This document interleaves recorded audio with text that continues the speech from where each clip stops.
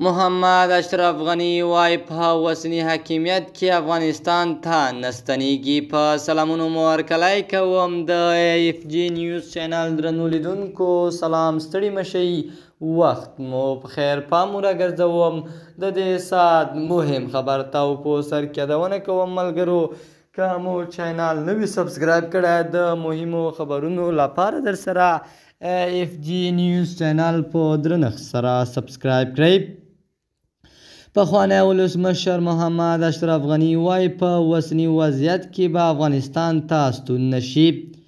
ښاغلی غني له PPS شبکې سره په مرکه کې زیاتوي، نه یوازې دا چې له افغانستان هیڅ پیسې نه دي وړي، بلکې په دې هیواد کې شخصي شتمني هم لوټ شوې ده.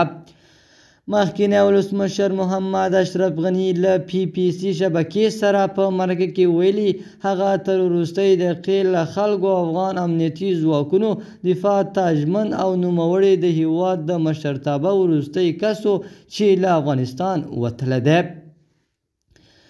مخکینی ولسمشر محمد اشرف غني ویلي، زه به د طالبانو تر واکمنۍ لاندې هیواد ته ستون نه شم، خو خوښ به وم چې د یو افغان په توګه داسې افغانستان ته ستون شم چې هر افغان ته ارزښت ورکړل شي، داسې ځای ته چې افغانستان ښځې، ځوانان او بېوزله افغانان پکې ونډه ولري او بالاخره موږ داسې ثبات ته ورسیږو چې تر اوسه موږ نه وي ترلاسه کړی.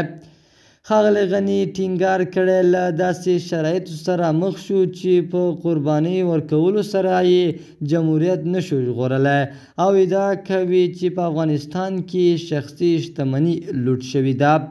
د AFG نیوز چینل درنو لیدونکو، دا و زموږ د دې ساعت چمتو شوی خبر. تر بیا ښې چارې، د الله په امان.